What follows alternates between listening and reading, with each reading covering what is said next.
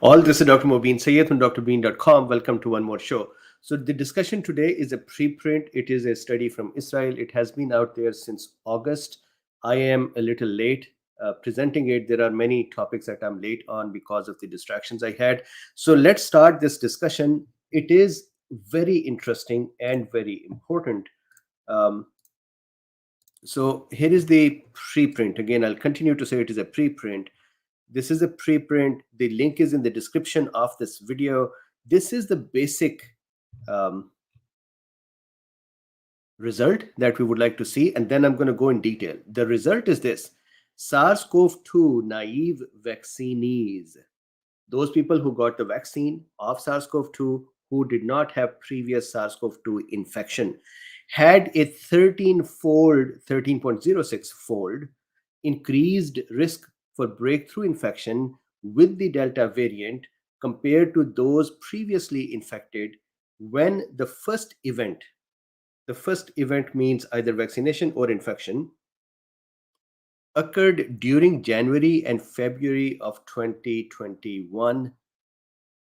What they're saying is, if someone was vaccinated during the January to February 2021 or had infection during January to February 2021, and then if you observe them, the chances of reinfection are lesser and chances of breakthrough infection or risks are more. And the difference between them is 13 times more in vaccinated than the naturally infected. Now, I want to clarify one thing here before I go in the deeper discussions. Two things here that should be very important. When we say the risk is more, does not mean vaccine has increased the risk.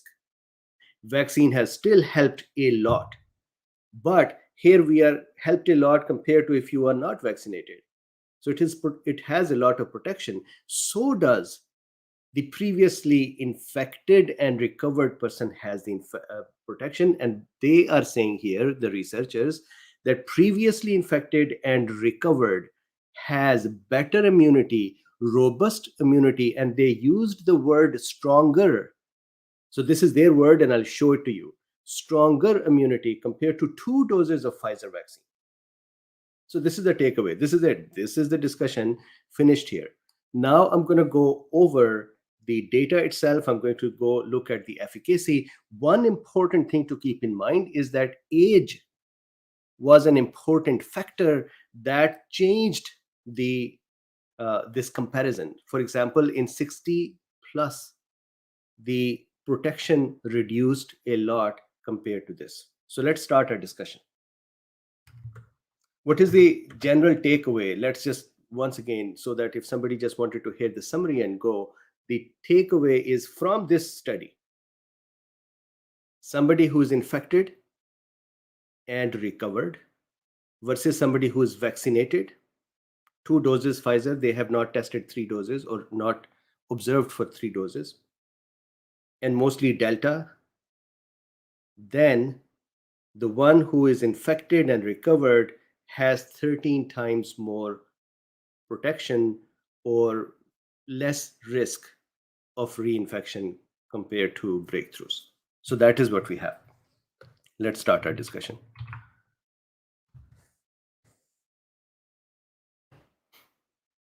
So it is a reprint. So the first thing, it is a, sorry, not reprint, preprint. It is a retrospective study. It is an observational study.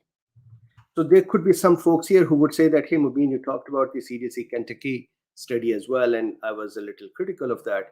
Yes, that study was less number of people, plus that was also test negative. This is also test negative. However, you would see a very, very important difference that I had pointed out at that time, which brought a lot of people's anger on me. And that was that the study should have been done with the vaccinations at the same time as the infections, so the immune system is in a similar state. These researchers over here have done the comparison with the immune system in similar state and immune system in differing state and provided us the results for both. This is how an observational retrospective study can be done with more rigor. So August 25, 2021 is when it was printed. It is a test negative protocol. That means they did not actually test it. That causes a lot of limits as well. We would look at that. And an important thing here, I said there are two things to keep in mind. This is the second thing. Please do not take this as getting infected is better. Getting infected has a lot of risk of death. Believe me, if there was no risk of death, getting infected would have been okay. But there is risk of death. So, cohorts. So they actually had made 3 groups. But generally, what are those 3 groups? If you see here, first of all, they took those folks who were double dose vaccinated with Pfizer-BionTech. This is Israel's study. Israel only had Pfizer-BionTech. That is one. Secondly, majority of the assessment is with the Delta, because in this time when the study was going on, the dominant variant was Delta. So they could not assess for other vaccines or could not assess for other variants. So this is one group. Second group was here on the right side, someone who was infected and recovered and then not vaccinated. And then a third group, which they call the models, third group, someone who got infected, recovered, and then had 1 dose of Pfizer as well. So 3. Follow-up. What they did was, again, we'll talk about the 3 models, but let's say for our discussion right now, keep the model in your mind in which between January to February, somebody who got infected or somebody who got vaccinated, they followed them between June to August. So it is a decent enough time after the event to be able to observe someone. I love this. Results. So check this out. This is 2 models here. Number 1, double jabbed with Pfizer. Number 2, previously infected and recovered. This is the first event occurring in January and February 2021. So let's say you take 2 people. One was infected in this time frame and then recovered, or another was double dosed with Pfizer during this time. Both of them have their immune system revved up. This is the important thing. This was my comment on the other study that I had discussed before. Here, they both have a similar event time frame. That means their immune system is responding. It is still possible that immune system responds in everyone with difference, but still that difference is not going to be a lot. Still, this is what they were observing. How is the immune system responding?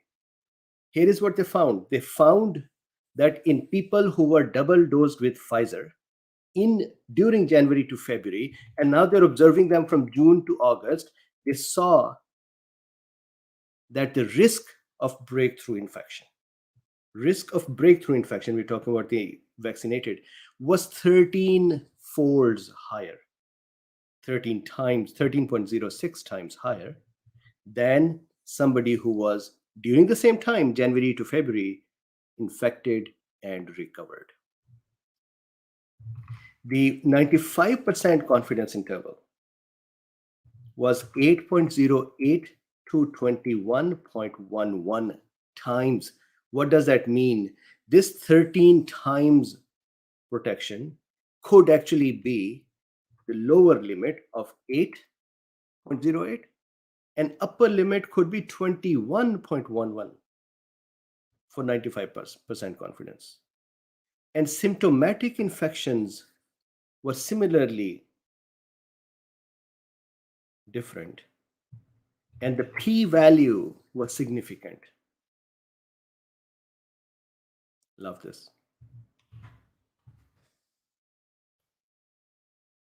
So let me add this comment here. This doesn't mean that vaccinated are at a loss somewhere.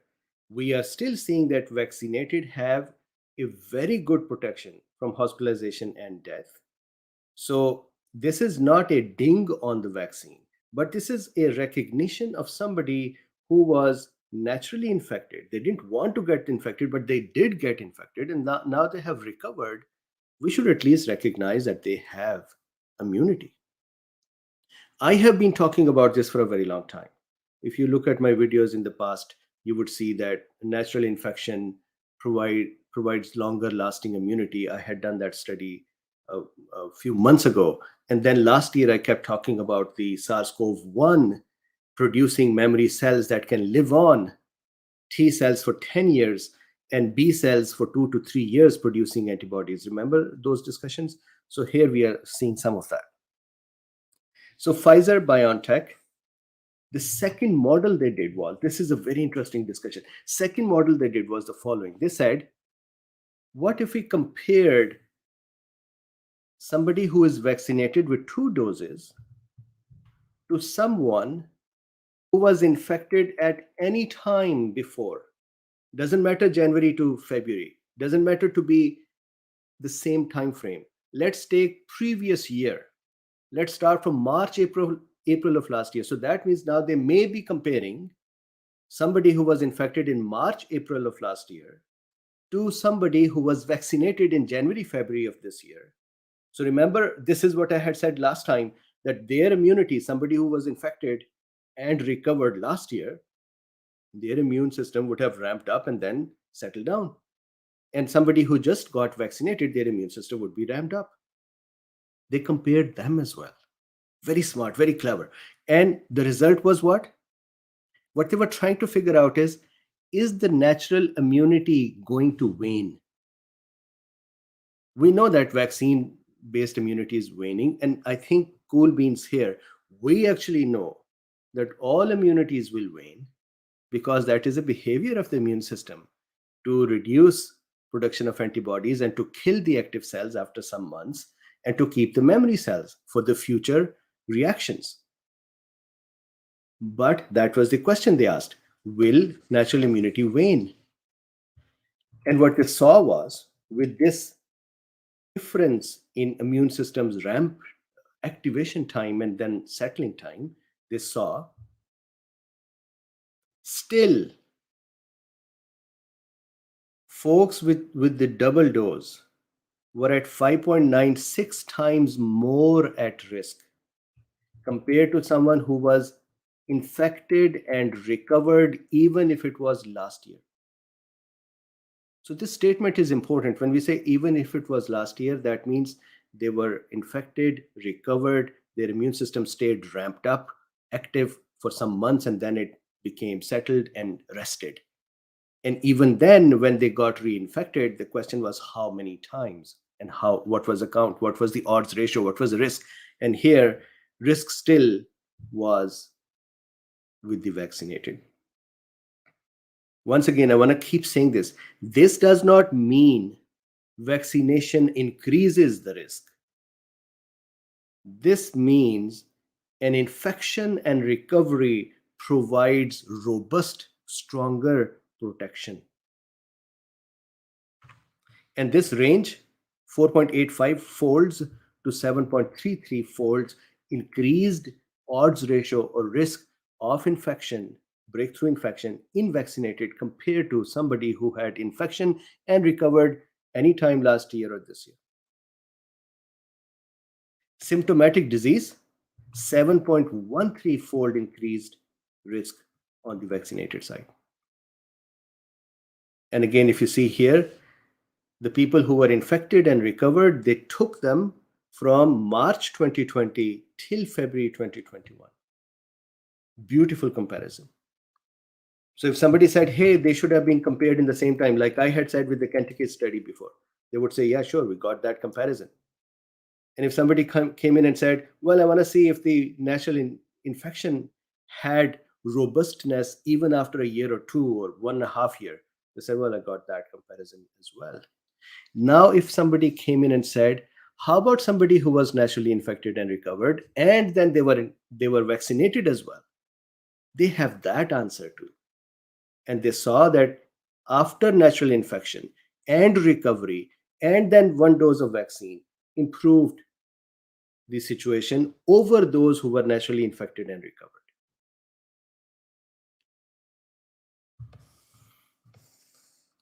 So this is the second stage where if you would like to disengage and just know this much of the summary, this is the summary. Now I'm going to go into these models and discuss the details of what happened, how many people were infected, and what was the outcome. Then we'll look at the tables as well. So model one. This model was previously infected compared to vaccinated, while the infection and vaccination occurred between January to February of this year. There were a total of 16,215 people. They actually grouped or selected more than 600,000 people.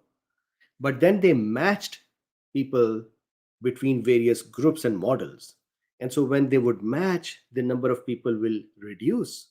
And this is the robustness of the study, that they were matching them. So here, 16,215 people were selected in each groups, vaccinated and infected and recovered.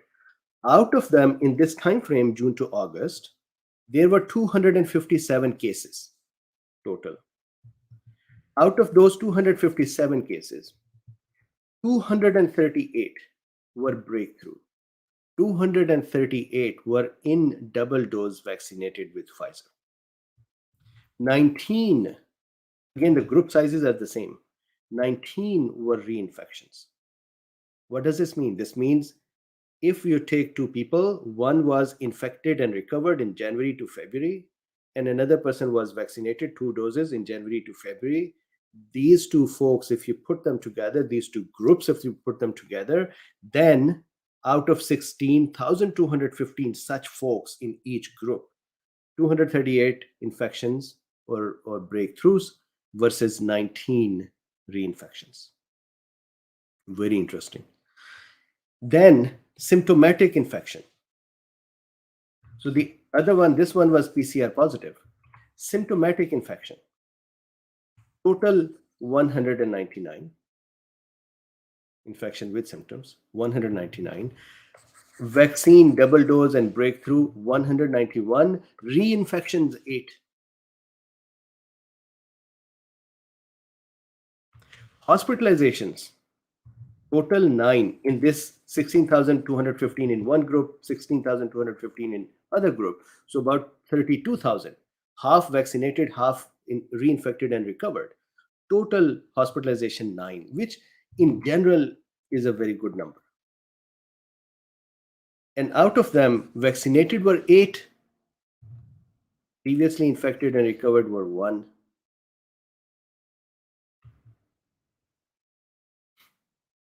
No deaths in either groups.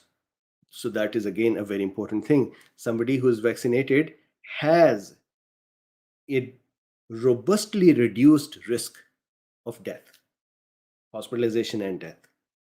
And somebody who is infected and recovered also has, as you can see here, a stronger possibility of being safe, stronger compared to 2-dose Pfizer vaccine.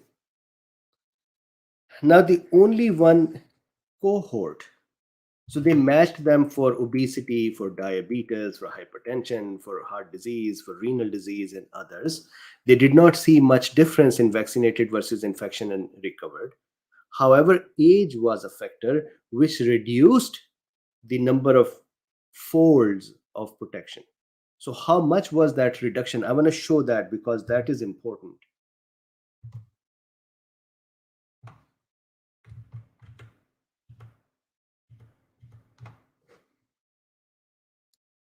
If I go here to this,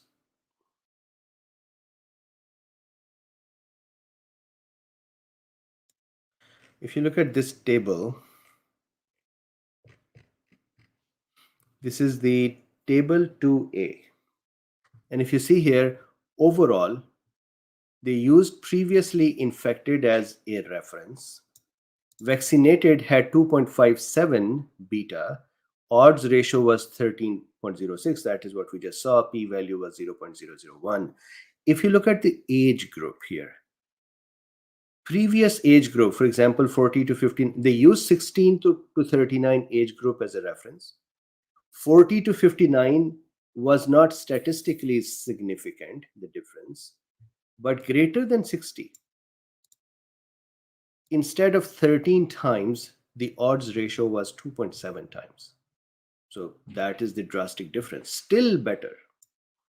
And then the range, 95% confidence interval, was 1.68 to 4.34. And the p-value was 0.001, 1 in 1,000 chance. So that is also robust. Okay, so continuing. This is the model 1. Then model 2. Here, they compared, so my apologies, this is Kyrie.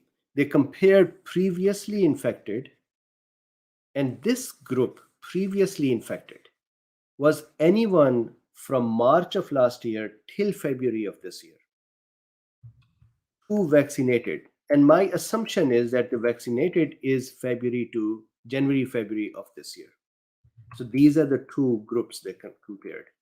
The size of the groups each, 46,035. Large groups, good size.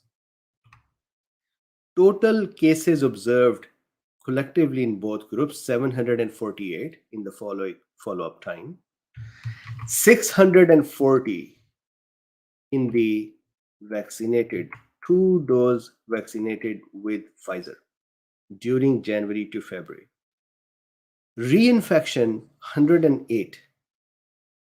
This is folks who were infected from March till February of this year, anytime between them. I believe off the top of my head, the efficacy was about 6 point some times. So that was very good. Again, 60 years and age was the factor, greater than that. Symptomatic infection in this model, total 552 symptomatic infections, 484 in the breakthrough, 68 in the reinfections. So again, many folds of protection. 25 hospitalizations, 21 in those who were 2-dose vaccinated with Pfizer. I'm repeating that because it is not about any other vaccine. They could only observe Pfizer. The Delta variant was the only one they could observe, and the 2 doses is what they did. So it was not 1 dose, it was not 3 doses, and it was Pfizer only. So 2-dose Pfizer, 25 hospitalized total, out of them 21 2-dose Pfizer and 4 previously infected. So let's just very quickly look at this as well.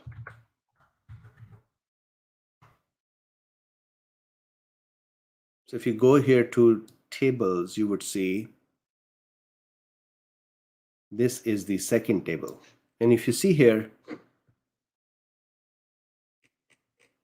model 2, this one is which one? This is still model 1. This is model 2. So if you see here, this was 5.96 folds increased risk compared to recovered from infection in vaccinated group. So I want to keep saying this. It is not if somebody got vaccinated, they generally have an increased risk of infection. That is incorrect. They actually have a less risk of infection.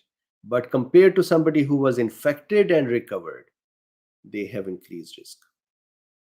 And so that risk is here. Continuing. Model 3.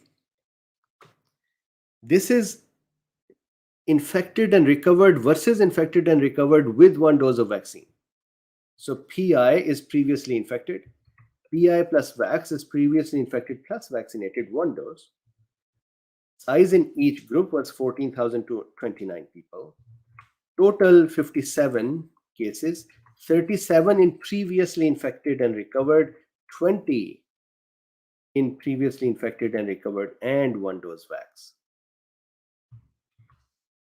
29 symptomatic infections, 23 in the previously infected, and 16 in previously infected plus 1 dose vaccination. So they concluded that a dose of vaccine to someone who has previously been infected and recovered actually improves their chances of, reduces their odds ratio of getting the reinfection, which is actually understandable. And they did not do the 3 dose. If they would have done the 3rd dose, they would see the same thing. As soon as you kick up the immune system would start actively protecting. Now, hypothesis. So why? And if I can very quickly show this, how author said it, so that it's not just that Mubin is making up things here.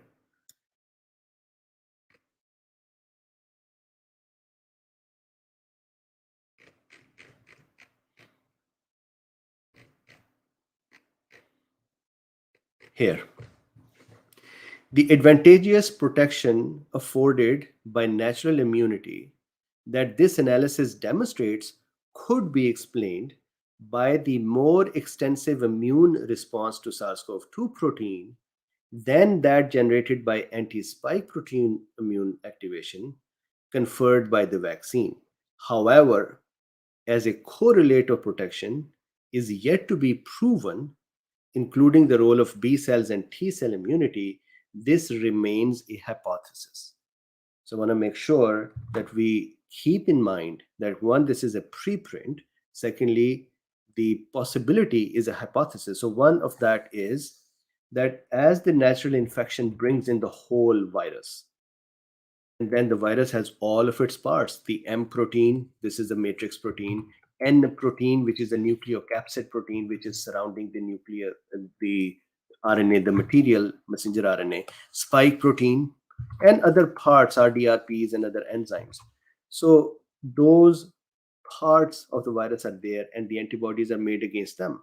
So that means when the next time the virus arrives, our body knows a lot of its parts to attack. So that is one possibility, hypothesis.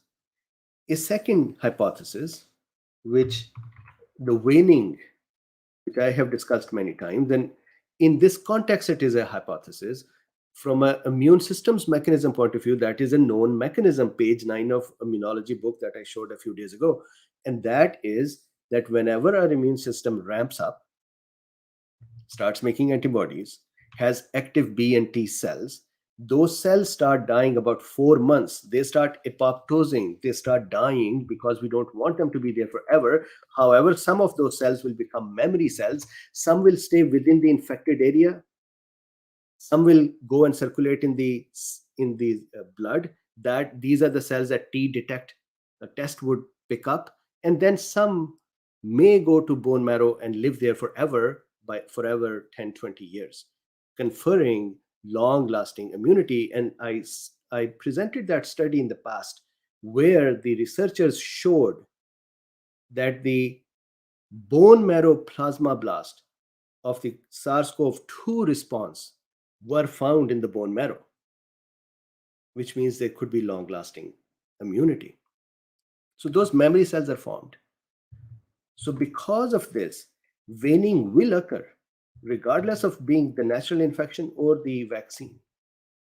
Cells will die, antibodies will reduce, and then when an event occurs again, then our body is supposed to ramp up again. Again, this is about a healthy person.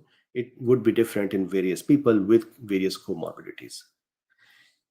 Then there are limitations of this study as well. So the confounders, the possible confusing aspects, which may make the study wrong, for example, there can be many. So I'm going to show you their confounders. What they're saying is, number one, decreased protection assessed only against Delta. So they said our study, because there was only Delta at that time, we are not able to tell you about other variants. Fine. Assessed only Pfizer-BionTech because that is the only vaccine being used in Israel. 3rd dose isn't assessed because so far in January, February, 2 doses were given. Test negative protocol. And again, I would read it from their paper so people don't think I am making up things. This is test negative protocol. Remember, so there are 3 studies now. Kentucky study, test negative. UK study, test positive. And this study, test negative.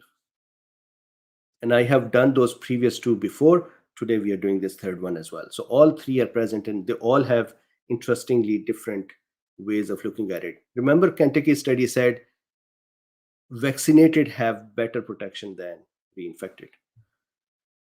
So test negative protocol, which means underestimating the asymptomatic infections. It is possible that asymptomatic infections are underestimated. I think asymptomatic infections are generally underestimated. Then the difference between the groups could be not just the vaccine and not vaccine, and infection and not infection, maybe social distancing, maybe mask wearing. Again, not my words there. So let's just very quickly look at them. Our study has several limitations. First, as the Delta variant was the dominant strain, so that is about the Delta variant. Second, our analysis addresses protection afforded solely by Pfizer-BionTech. And a third dose is not assessed, so and therefore does not address other vaccines or long-term protection following a third dose. Additionally, as this is an observational real-world study where PCR screening was not performed by protocol, so test negative, we might be underestimating asymptomatic infections because they were not testing everyone, as these individuals often do not get tested. Lastly, although we controlled for age, sex, and region of residence, our results might be affected by difference between the groups in terms of health behavior, such as social distancing and mask wearing, a possible confounder that was not assessed. As individuals with chronic illness were primarily vaccinated between December and February, confounding by indication needs to be considered. However, so this is very important. They're saying because people who got vaccinated first were those who were vulnerable more. So maybe there is a confounder because of that. And so they're clever, good research. What they said is, and you would read that here, they said we matched them in the infected versus the vaccinated. So read this out. They said were primarily vaccinated between December and February. Confounding by indication needs to be considered. However, adjusting for obesity, cardiovascular disease, diabetes, hypertension, chronic kidney disease, chronic obstructive pulmonary disease, cancer, and immunosuppression had only a small impact on the estimate of effect as compared to the unadjusted odds ratio.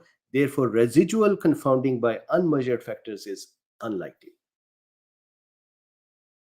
So they're saying that if we did not take care of these confounders and match them, and the odds ratio was, let's say, 13, then they matched them by these confounders, they saw that the odds ratio did not change too much.